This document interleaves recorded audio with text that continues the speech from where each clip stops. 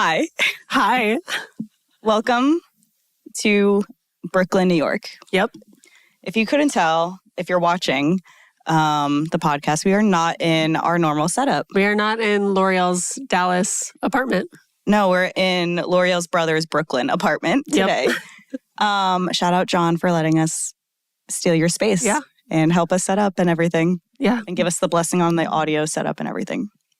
This is probably the most professional episode we've ever recorded because John fixed everything. Yes. Yep. And we love him and appreciate everything that he's done for us this weekend. Correct. Yeah. Speaking of this weekend. So we're in New York. Yes. The point of this trip was going to Sad Summerfest in New Jersey. Mm-hmm. We came a couple days early to stay with John, be in New York, get our bearings. I feel like we've lived 17 lives in the last 3 days. And boy, are we going to tell you all about them. We've got some stories for you. Yes. So we get to New York on what day? Thursday? Night. Yep. No. Oh. Yes. Thursday. We land in New York at like 10:30, 11 p.m. at night. I'm typically asleep an hour before I'm thriving. This time. L'Oreal is not. Madison is not in her element, being up late. But we land. L'Oreal's brother, John, is kind enough to come pick us up from the airport. We get to his apartment. We drop our stuff. What do we do after that, L'Oreal? We go to hang out. We go to some bars. We do a cute little bar tour. Just welcome to New York. Welcome to New York. We stopped at some really cool spots. And then we're like, all right, I guess we'll go home. Mm-hmm. And things get a little fuzzy for me around this point of the day. We get back to the apartment. I'm like taking out my contacts. I'm like getting ready for bed. John is making us a cocktail. Like a little goodnight treat. Because he saw my post about how I make like the best espresso martinis. Yes. And he was like, no, you don't, I do. And so whatever. Sibling rivalry at its finest. And then Madison and John apparently are like, oh my gosh, come out to the balcony. The sun was coming up. It was light outside. I was so unaware. I was so confused. It was like 5:30 a.m. until 5:30 a.m. I think I finally fell asleep. Like it was almost 6. What did I say when I stepped outside? You said good night. No, I looked, you're like, the sun's rising. And I was like, oh no. I was so amazed. And L'Oreal walks out. Me and John are there. And I go, L'Oreal, the sun. She goes, oh no. Yep, exactly. And like I just that. went straight to bed. Yep. And then we said our good nights and it was 6 a.m. We had a grand plan. Said our good nights and good mornings. Yep. We had a plan. We had a grand plan of the next day on Friday. We were going to like go out, find a coffee shop, work, have a cute little day in New York. I woke up at 1 p.m., I want to say, which is still not a lot of sleep, but I have not done that since college. I don't do that. Yes, correct. We didn't leave the apartment until we had dinner reservations. Did we? Or lunch? Nope. Dinner. It was early dinner. We had early dinner. Yep. We had early dinner reservations. Mm-hmm. So dinner was our first meal of the day. This is where things started to go downhill for me, health-wise. This is the second part of the trip. L'Oreal's had a ride. I beat all odds. She did. So we have a great dinner. Did we do anything that night? We went to Temkins. Went to the bar. Yep. We learned Yahtzee this night. We did. That was a big moment for me. That was a big marker of this trip. We learned to play Yahtzee because L'Oreal's brother, John, has taken an interest in that. And he got a book in the mail where you like keep the score. Yeah. If you're familiar with the Yahtzee. The Yahtzee? So we started playing that. John got me addicted. We have played so many games of Yahtzee. I've thrived. L'Oreal has not. Games for the birds. Yeah. So, too much thinking. And counting. I don't know. We stayed up pretty late that night too, didn't we? I mean, just the average, 1 a.m. Oh, well, that's late for me. That's L'Oreal's average. And then rolling into Saturday. Take it away, L'Oreal. Listen, guys, Saturday, L'Oreal was not feeling so hot. You could see it. You could see it. I was just out for the count. My throat felt like knives. I took COVID tests. I made sure that I was safe. And I was just like, I think I just have a sore throat. And I think it's the air conditioning in John's apartment. The air temperature has been all over the place. All over. So I was not doing well, but we had dinner reservations at a really nice restaurant. And we were like just walking around, hanging out all day. John was showing us the spots. L'Oreal was fighting for her life. We were struggling. I was struggling. There was one point where like walking around like in the heat, and I was just like, all right, I might die, but this is where I'm at. This might be the end. This might be the end. But I rallied as I do. If L'Oreal's going to do one thing, it's rally. I have been known to do that. So, and I'm not making it everybody else's problem. No, I'm here for never. a good time, not a long time. And and I'm not gonna bring the group down. So, John gave you several options too to go back to the apartment. Yep. She was like, nope, I'm good. I'm good. We're doing the things. Took some medicine, got over it. I kept checking myself. I was like, I don't have a fever, not contagious with like anything. And I'm like, I'm okay. I just need to like be hydrated and rest. Be hydrated and rest. And I drank my tea, did my salt water. Much tea. So much tea was had. And then Saturday night, we went out to dinner, had a good time. And I was like, okay, guys, I think I'm going to let's stay in. Yeah. We missed the pinball bar somewhere in there. We went to a really cool, there's been a lot of cool pinball bars. Oh, yeah. But anyway, we hung in this night because we had to get up early for Sunday. Yeah. Sunday, sad summer. Yep. We had a night in. It was great. Woke up Sunday morning. At what time? Like 6:30. Yes. John thankfully set out a very nice old school alarm for me. Like one of the ding, ding, ding, ding, ding, dings. Because that was the earliest we've been up this whole trip. Yeah. Because we had to get to New Jersey. We were in Brooklyn. Yep. Sad summer was happening. It was like an hour, 30-minute train ride. Yeah. So we woke up, got the first train out of the city, and my aunt and uncle picked us up, and we did truly the Lore's tour. Got to see L'Oreal's hometown. Yes, of Oceanport, New Jersey, in all of its glory. It was so nice. Madison was so intrigued by all of the houses. The houses are so cute. None of them look alike. That's a foreign concept to me, living in Dallas. HOAs do not exist. Yeah, where it's all cookie cutter. Copy and paste. Yep. Houses. Not a thing. Yep. Your aunt and uncle were so sweet. They took us to breakfast. Your uncle was so excited to drive around and show us all the spots. He was a great tour guide. Yep. I got to see all of the things. You really did. You got the whole history. And then I fortunately rented a hotel very last minute. This was the saving grace of the trip because honestly, we were going to stay with your aunt and uncle because but last minute L'Oreal saved us. Yes, it was intuition. Unknowingly. Honestly, yes. Yeah. We check in, and this point, touch and go, we were like, okay, we know we have solidified at least one interview, working on another one. But again, with the nature of this industry and what we're doing, like everything, it's dependent on the artist's day. If an artist has a crazy day, if they get in late, travel things, weather, we'll more on that.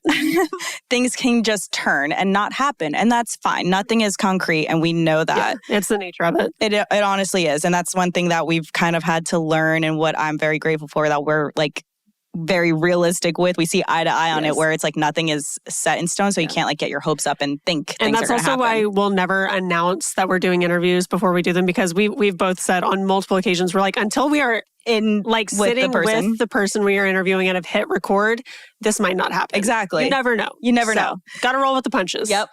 But I booked a hotel last minute, and I was like, if anything, it was a 4-second walk. We could see the venue from our hotel room. Yeah. And we're like, if anything, this is a place for us to put our stuff. Mm-hmm. And then we don't even have to really stay here, but whatever. And so we literally set up all of our stuff. I'm texting the tour managers of each band, trying to arrange things. While this is happening, Stone Pony and Sad Summer are releasing updates about the venue and the weather. Yes. They delayed doors first because doors were supposed to open at 1, and then they got pushed to 3. And from like an outsider looking in, the weather wasn't that bad, but it was lightning. Lightning was the problem. Lightning was in the distance happening. There was some sunlight, rain, yeah, it was a little like bit. cloudy and it sprinkled, but it wasn't anything bad.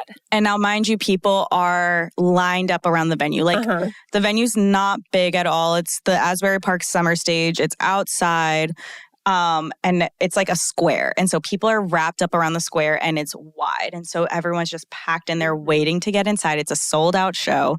And we're kind of like looking out our balcony. We're like, dang, like, all right, everyone's waiting. And we were, I think, trying to get one of our interviews, like it was with one of the first bands, and we were trying to see if we were going to do the interview before their set or after the set. But then set times kept changing. Set times were getting pushed back, and then they started cutting people's sets. So that's kind of like one of the natures of festivals. If things get pushed back enough, they'll start cutting artists, unfortunately, or they'll just shorten sets. Because you normally have a curfew, so like the festival sound ordinances has to be over by a certain time. Yeah. So unfortunately, it's a that's lot of logistics how it has back to in. happen. Yeah. Yep. And so we started to see that bands were getting cut, and we're like, oh, shoot, okay. And then we were sweating a little bit. We were sweating a little bit, and we're like, it'll be fine. Honestly, I did not even think that they were going to like announce like any sort of like change majorly to it. I was shocked. And then I hear like a muffling, and Madison's like mid-sentence. I said, hold on. I think we were testing our podcast gear, and you were like, wait. And I opened up the door, and it was just some voice on an announcement, like speaker, saying, unfortunately, due to the weather, we are going to have to cancel Sad Summer. New dates will be announced via social media. Please check all that. All tickets will be like permitted for the new date. And you just heard a collective like sigh of just like upset. Like yeah. They were just like, there were boos. There were people like yelling, and the line didn't move. Like people were like in disbelief that this was happening. You had a lot of people from like out of town coming to do this. And then they announced the date like for 10 days, like not even like a week later. And so there's a lot of feelings on that. It's such a hard situation because like it's not anyone's fault, and it sucks because obviously people are going to be so upset, but like it's no one's fault. Yeah, it's just a shitty situation. Yeah, you can't be at an outdoor venue when there's lightning. But mind you, we are still here for this. Yes. And so we, as like sad as we were, I have like no time to be bummed out about it. We've got to be very logistical about it. We're like, okay, what are we doing now? Yeah, are we doing the interview? Or are we not? One of like the like attributes, and I think one thing that we both do very well is like we can't let emotions affect like our decision making in times of like importance. Yeah. Like I think we are both very just to like, okay, what do we like? We just jump into problem solving, or just to like what is happening? What can we do? Instead of, neither of us get super like emotional or upset when we have a job to do, especially. Exactly, yeah. So I grabbed my phone immediately, and I'm trying to like work with the people that we were talking to. And I said, hey, we're still here. We're still willing to do this. I know the situation is like unfortunate, whatever. And thankfully, we still got the interview. Good old Mayday parade. We have so much thanks to Colin, to our manager of the day, and Alex, who our interview is with today, who still took the time to sit and talk with us. Yeah. And we walked over to their tour. We packed everything up. Yep. Really fast. We're like, we got to go. Yeah, we have to go now. We don't know what their plans are for the rest of the day. And so we rolled our things over to the little Stone Pony parking lot and met up with Colin, and we were like, hey, and he's like, all right, let's go. Yeah. And we did our interview. And it, as shitty as like the weather and the day and the mood was, kind of, because they were bummed out too. Artists want to perform. Yeah. Nobody wants to cancel or reschedule like a show. They were still very like excited to see us and talk to us. So we really appreciate it. Yeah.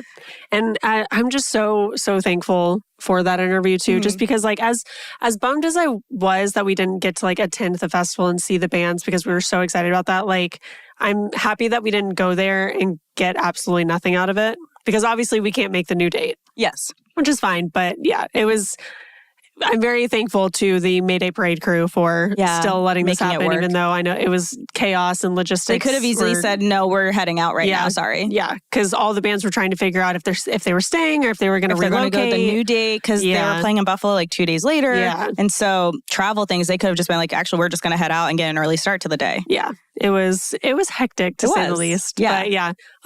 Mayday Parade crew was great. Yeah. Alex was amazing to talk to. So cool. So knowledgeable. Yeah. He was fantastic. We got to hop on their tour bus and sit in the back lounge with him and get interrupted a couple of times. Yeah. Just, nature of the podcast as well. Yeah, he was great. We had so much fun talking to him.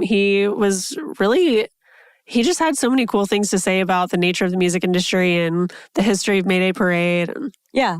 It was so much fun. And then did our interview, wrapped everything up, and then we packed everything up, took a train back to Brooklyn, and then we watched Lollapalooza sets and took showers. And John made us some more espresso martinis, played some more Yahtzee. I played one round and I was out. L'Oreal was a one and done. And then I watched Lollapalooza on TV because you can do that now. And that was our Sunday. That was 12 days in one. Yes, it felt like. Literally. That was a weekend, but a month worth of activity, I feel like. Yep. Yeah. But I do feel like that worked out because then today is Monday. We got to wake up this morning. We were already in Brooklyn. We didn't have to travel this morning. And so we still got a day. So. We had a day. We worked. And now we're recording this intro and outro. Yeah. It worked out. But enough about our weekend. Our excursions in New York and New Jersey. We'll let you listen to our interview we did with Alex of Mayday Parade. So this is Alex. Fantastic. A lot to say. Yep. Maddie tries to get a lot more out of him. I tried so hard to get some info, some unreleased You'll hear about it later. He didn't give him as much, but yeah, he's great. Enjoy the episode. Enjoy. Hey guys, I'm Madi. And I'm Laura. And today we are going Beyond the Barricade with Alex from Mayday Parade. What's up? How are you Alex. Thank you so much for joining us today. For sure, yeah. Happy to be here. Yeah, the sad summer, truly. Yeah, we are at Sad Summer in New Jersey, and it got canceled about an hour ago due to weather, unfortunately. But we're still making it. Yeah. We're still having a good time. It's all right. Yeah. But anyway, we're here. Thank you so much again for talking to us. Yeah, no worries. I have nothing else to do today, so clearly. So there we go. Yeah, might as well. So we obviously have so much that we want to talk to you about. You guys in Mayday Parade have been a band for so long, but we want to kind of take you way back before the days of Mayday Parade, when obviously growing up, I'm assuming you were a big fan of music and that's how you kind of ended up where you are today. Can you kind of tell us a little bit about who you listened to growing up, who had an impact on you? Was there a certain artist or band that really inspired you to make you want to be in a band yourself and pursue this as a career? Yeah, so I guess for me personally, my intro into music was probably through, I have an older sister. So, as with older siblings, you tend to kind of like the music that they like. Yeah. So she liked a lot of 90s rock, so I did in turn. And that's probably when I started to actually really care about music. And then through my mother and father as well, gaining their tastes. And then, in high school, I think once you turn kind of 14 or whatever, you really start to find your music niche. And for me, it was classic rock. Really, that was what I loved, like blues rock, because I like playing guitar and all this.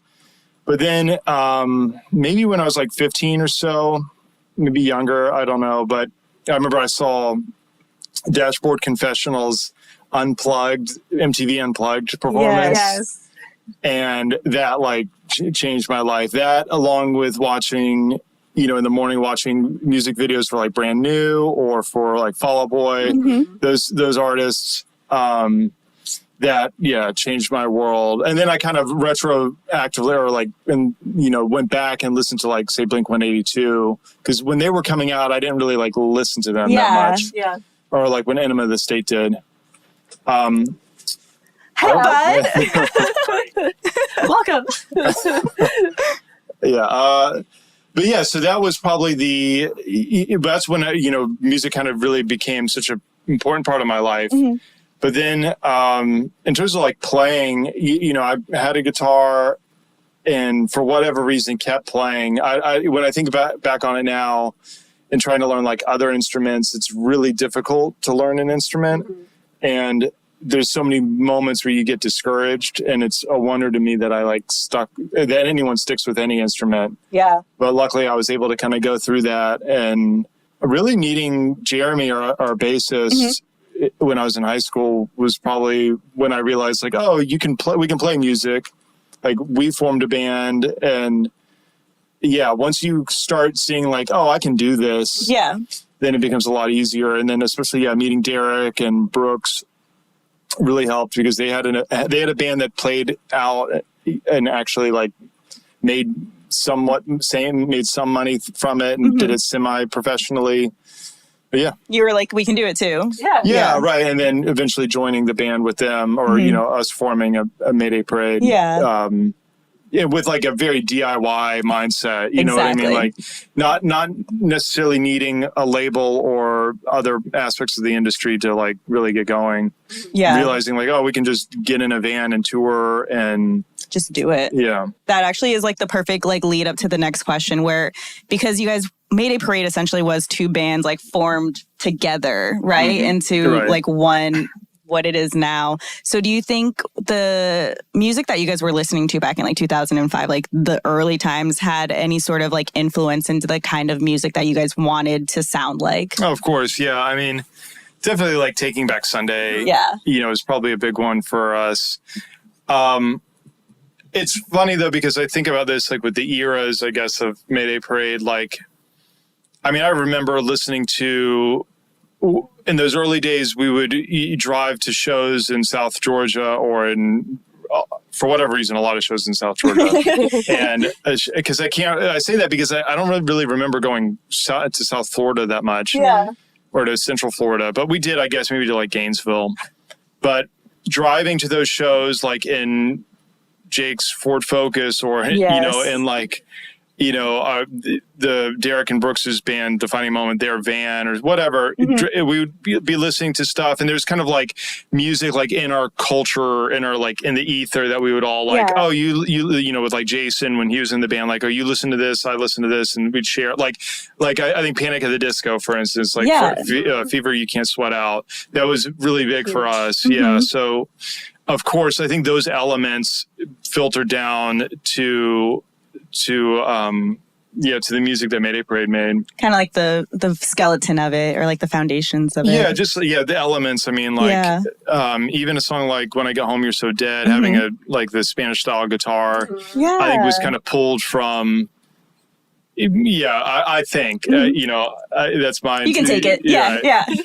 And then definitely after that, once we started touring, we'd tour with other bands, and just in the van, you're in the van with each other for so long. We'd share music that way, and kind of find things, tour with a band like My American Heart or something, and just obsessively listen to their music. Or I remember I never really gotten that into Fall Out Boy, but with Jake, when driving the van with him and I would listen to that together. Yeah. And then that's nice. That would, just kind of blends together. Exactly. Yeah. That's awesome.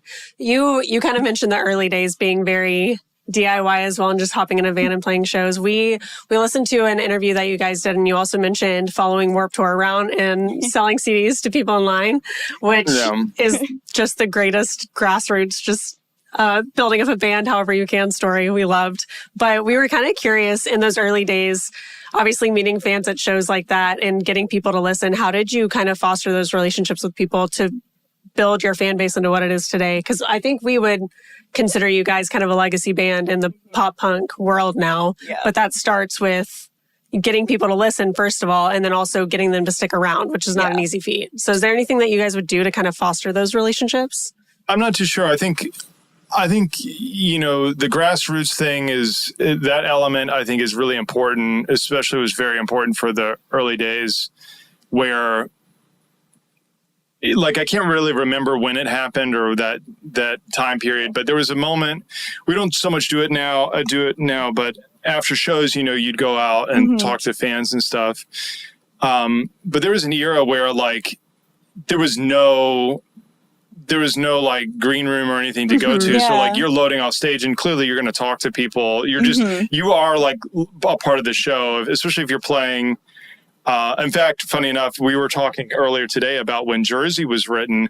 We played a show in New Jersey and Jason wrote that song outside of the venue earlier in the day. And Jake and Jeremy and I were talking about this.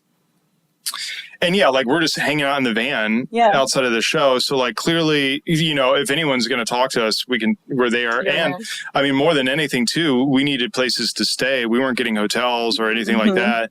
So we would, you know, have to ask people like, you know, anyone willing to take us in for the night. Whether a person listened to us or not was, you know, us needing a place to stay. It was probably superseded that need. So yeah, it was easy to talk to people, I guess. For sure. And I don't know. I mean, we were very lucky to come up in the era with social media being so prevalent where there's that sense of, you know, what's it called? Like a parasocial relationship where people, you feel automatically closer if you're like a friend with someone on MySpace or whatever at the time. So it was easy for people to kind of like that grassroots thing. And then the social media aspect of like being a friend with a band on MySpace made it so easy to... Yeah, it's easy to stay connected with everyone. Exactly. And Exactly. So like you said, you obviously can't just hang out like with everybody right after your set now being the band that you guys are, I feel like. Is there anything though that you try to do that to stay really connected to the fans, like that you can kind of still do today? I know it is tough. Yeah, because we don't...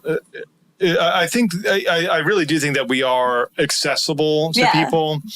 You know, anyone that wants to talk or, you know, Derek does a good job of trying to be accessible and hang out, like go in the crowd, be present at shows and not so much to have. It's a weird thing because in some ways you want to have this illusion of like, of distance, you know what I mean? Of like, because there is an element of like the specialness of like, oh, this is a person that's playing, you know, coming to your town to play music.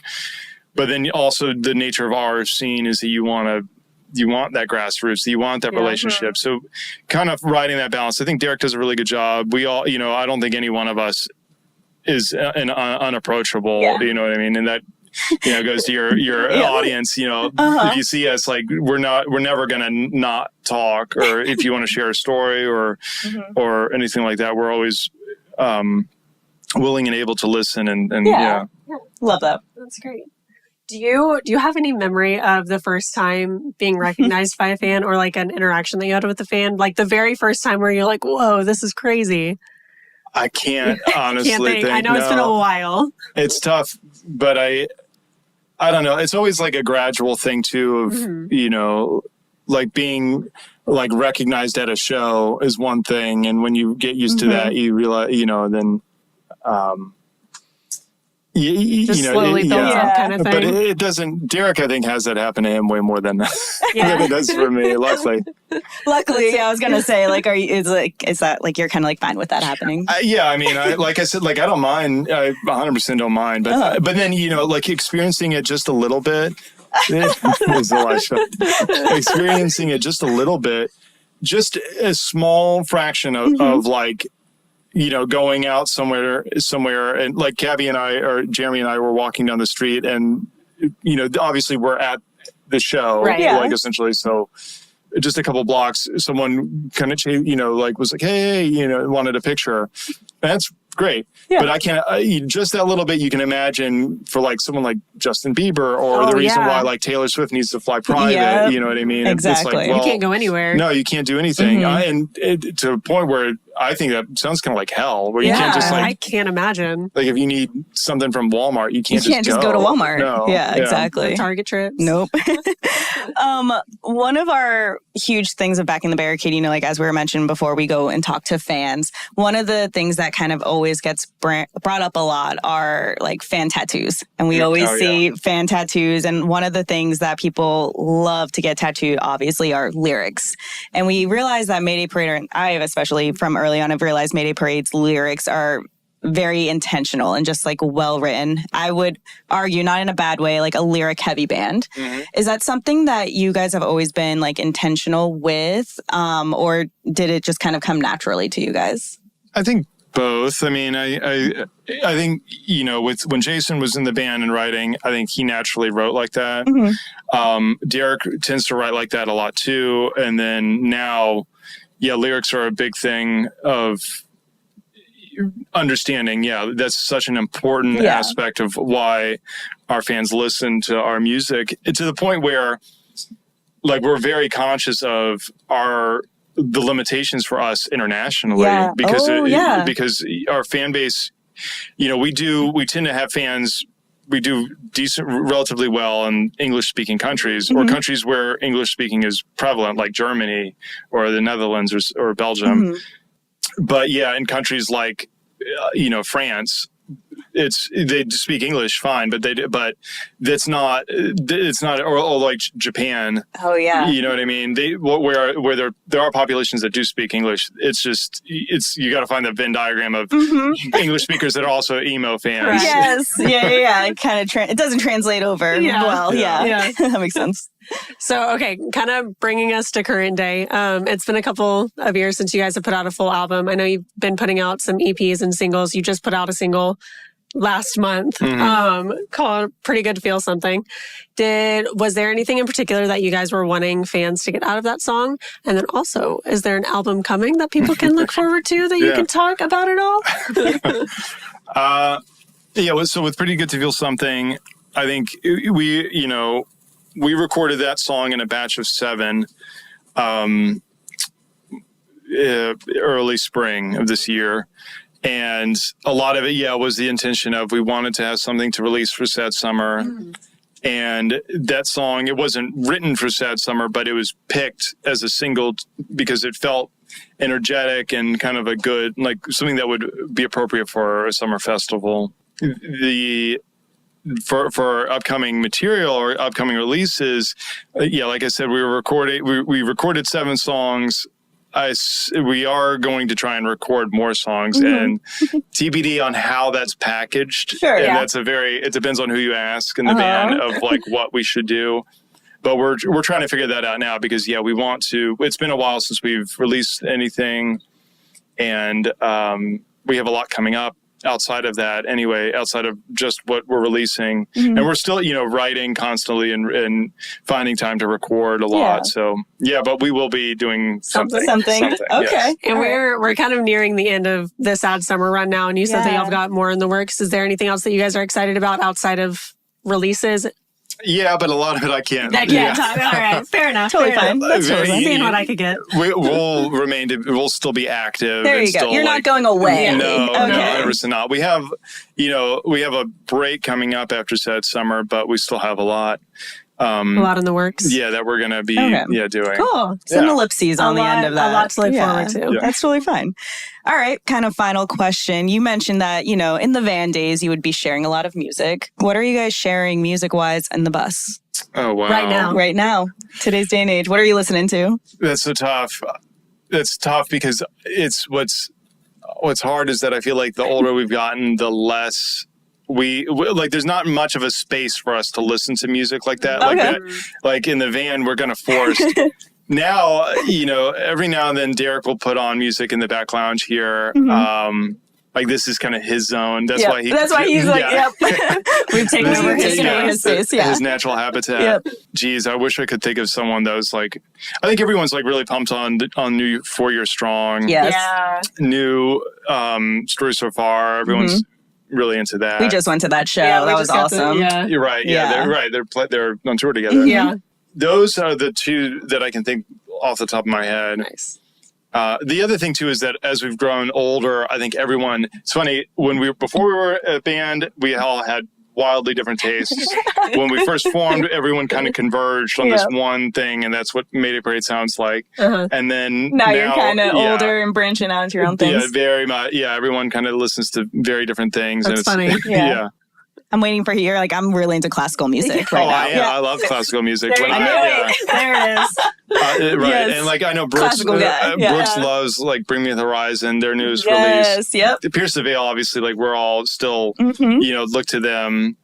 It's also very easy to only listen to bands that you tour with. So like, constantly we're singing the main songs or something because you hear it every night or like Knucklepuck songs or whatever. Gets in your head, yeah. I've always been kind of curious about that. If like you're obviously surrounded by it all the time, if you venture out a lot, or if that's just kind of like your default that you go to all the time. Yeah. In my own time, like I tend not to really listen to this genre. Yeah. Not out of any, it's just, honestly, it's I don't know, maybe it's the way that music is, the platforms that exist now, that it makes it harder for, like, I'm not a native to it. Like, so I have to navigate Spotify in the only way that I really know how. Sure. And versus, I think probably younger people than me they're used to playlists and finding new music that way and accumulating music that way. And like how, even just the simple, like, I don't know what the word would be, but like how you compile or keep things. Cause, speaking of my age, I remember iPods and all this where or like a CD deck where you have everything kind of like a material form of something so you can flip through it, right? Whereas now you have access to literally everything. So it's hard for me to like conceptualize like, it was more like personal almost, or like intentional, like the things you would listen to. Super intentional, but like it's hard for me to imagine, like, okay, I love this song. How do I make sure that I remember this song? Yeah. A year from now, and so I have to make like playlists. But all that to say, it's difficult to find new music and to figure out like. If I wanted to find new bands in this genre, I guess I would have to go through playlists on Spotify. Yeah, your recommendations. Sounds like. L'Oreal has a funny Mayday Parade story relating to iPods. I do have a very funny. This will be our last little bit. Yeah. So, God damn, I almost forgot about this. Okay, so I did too until you mentioned older platforms. I was like, wait a minute. So I illegally downloaded a Mayday Parade on Limewire. I'm so sorry. No, that's great. But as all Limewire and just downloads go, it had an intentional skip. And No. I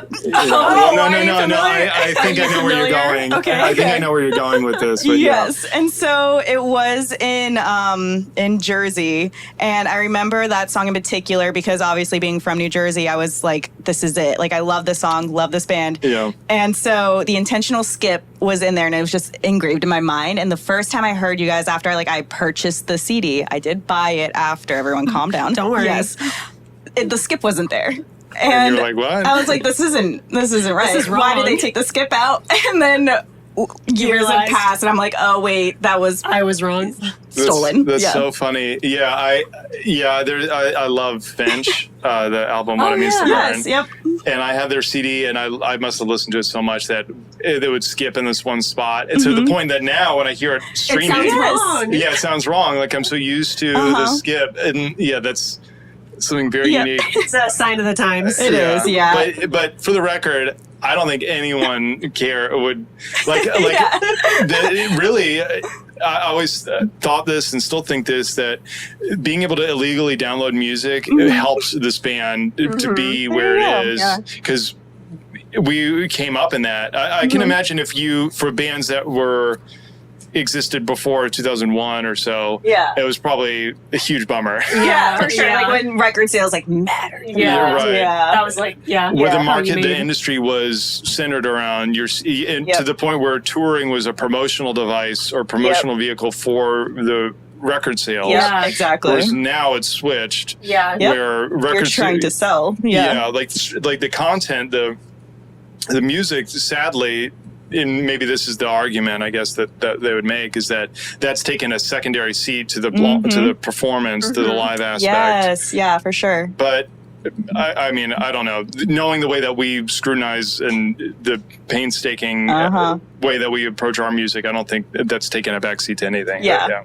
I think you naturally have to go through those growing pains, transitioning from record sales mattering so much to where illegally downloading was like an asset to a band. Right, and I think that was kind of the sweet spot of like it exposed you guys to so much. Well, for the DIY grassroots thing, that's like, it was vital because, you know, it eliminates gatekeepers, right? So, we no longer had to rely on a label or radio play or anything to get a fan base that we could make a living off of, or a fan base that we could, you know, do this professionally. Yeah. Whereas in the past, you know, so much was, if you couldn't find the right manager, the right producer, the right label executive, or whoever, booking agent, or whoever, or you pissed them off, you had that chance and something went wrong. You had one person that could that filter. Yeah. Well, you're welcome for blowing you guys up so much. Of course.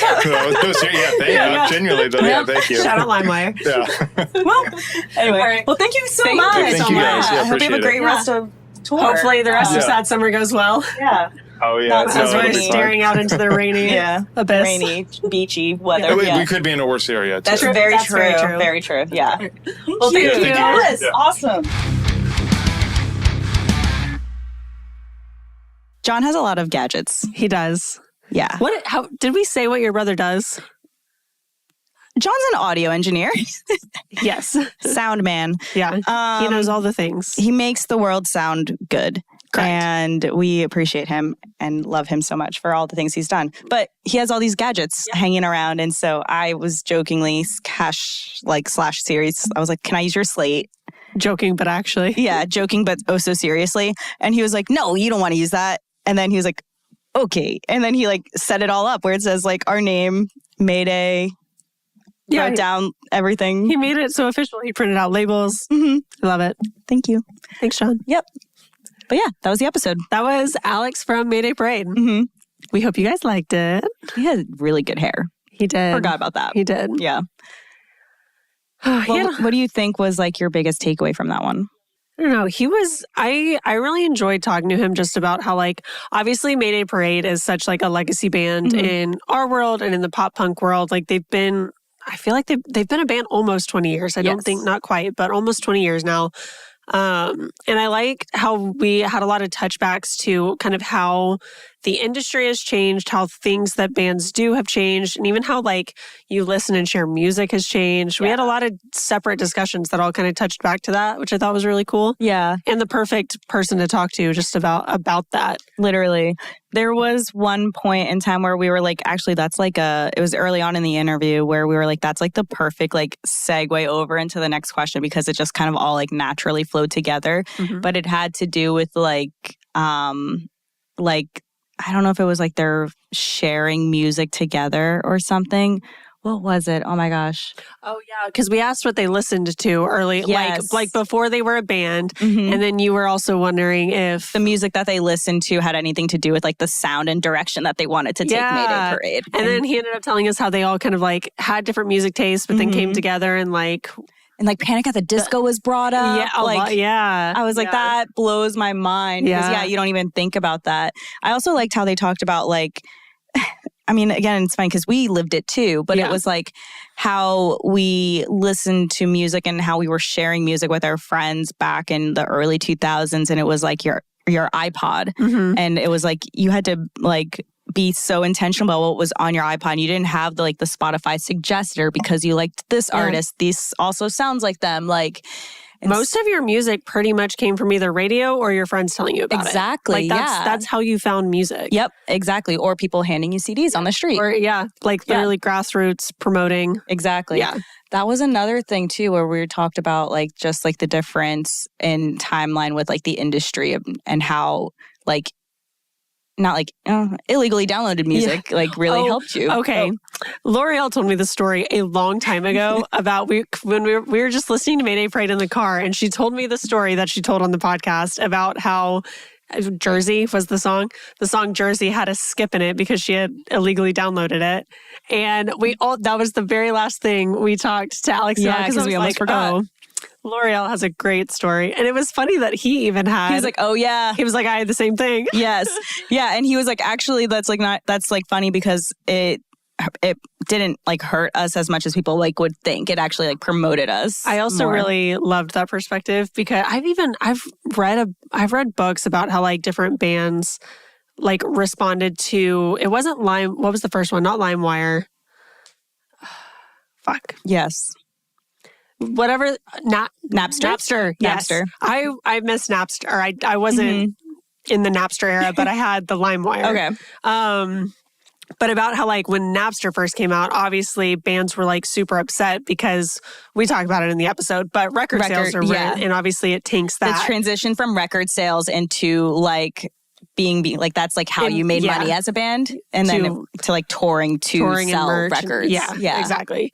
And I loved that because Mayday Parade really did fall in that perfect little sweet spot to where they saw the like illegal downloads as an asset to their band because it was getting so many people into their network. Yeah. I thought that was really cool. Literally that switch. Perfect. That fold of the page. Yeah, that was really fun. Yeah. I love how I told him my story about that. Yeah. That was great. I love that. He was like, oh, yeah, I had a song like that too.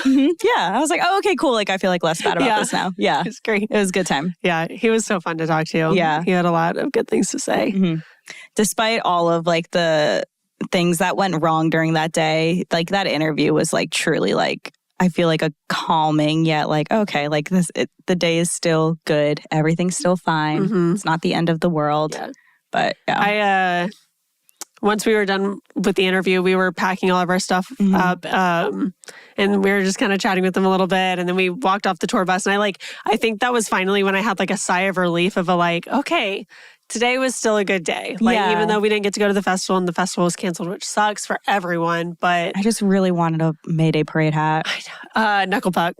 No, the Knuckle Puck shirt, but then the Mayday Parade hat. Yep, you're right. Yeah, that sucked too. We didn't even get to get merch. I wish we could have. Oh well. I mean, I guess there wasn't a good way that they could have done that, but there'll be other days. There will be other tours. Oh no. Yeah. I guess I didn't have to spend all my money, so I guess it's okay. Darn. I know, but hopefully next year we can actually catch a sad summer run. Or it'll come back to Texas maybe. Yeah. It's okay. It's too hot in Texas. Yeah, that's true. But yeah, all in all, good day. Counted as a win. Yep, counted as a win. Loved getting to talk to Alex from Mayday. Yes. Again, thank you so much for the Mayday team, crew who made it all happen. And thanks to Alex for taking time out of his day to Very stressful day. Very stressful day. Very unknown circumstances. Yeah. But we made it happen. All good. We hope you guys enjoyed the episode. Yeah. Hoped you liked hearing from Alex. Yes. Hoped you like our new setup for the day. Yeah. And yeah. That's all we got. We go back to Texas tonight, and then we'll have some more episodes for you in the works. I was about to say resume regular programming, but it might not be so regular. Yeah. We'll figure it out. Yeah. All right. Till next time, guys. We'll catch you next week. Yeah, make sure you're following us along on all the things, all the platforms. Like and review the podcast, because that's how we get found. Please. We would love you forever. We'd appreciate that so much. Yep. And that's what we got. Right. Thanks, guys. Bye. Bye.